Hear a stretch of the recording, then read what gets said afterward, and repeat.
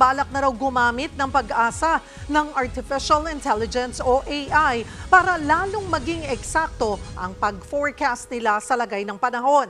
Nasa frontline ng balitang yan, si Mayan Los Baños.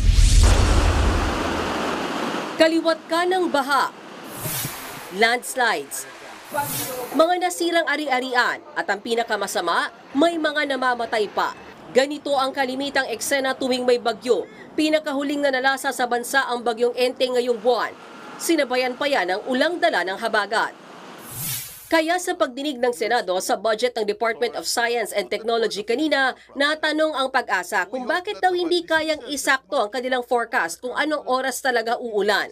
Kaya pati pagsuspindi ng pasok sa eskwela at trabaho, sablay-sablay din. Bakit sa ibang bansa, for example, I'm an official, as Senate President, I went official missions to different countries, ASEAN and Europe. They can detect rain particular times of the day. So sabihin, anak, bukas ng umaga from 10 in the morning to 12 noon, uulan. Bring your umbrella. And like clockwork, at 10 a.m. talagang uulan. And then after 2 hours, wala na. Dito sa atin, parang hindi na pre-predict yung daily. It is again a failure of us to inform the people about the weather. And it is also a failure of us as a government to warn them about the geohazard areas.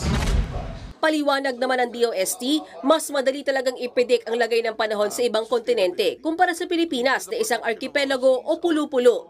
Nakatuon din daw ang Pag-asa sa tinatawag nitong impact-based forecasting. Ibig sabihin, hindi lang nila tinataya kung kailan uulan, pero kung ano eksakto ang magiging epekto nito. Nasa LGU na raw nakasalalay ang pag-aksyon. Pag-asa produces several rainfall warning. The first is the 24-hour rainfall forecast. Tama po kayo. Dapat sa 24-hour rainfall forecast pa lang, yung disaster manager should read the forecast for the area. What is lacking is the actual standard operating procedure to be also done at the local level. Pag-asa provides the rainfall forecast but they don't decide kung sila ang mag-suspend po. No, LGU po yan.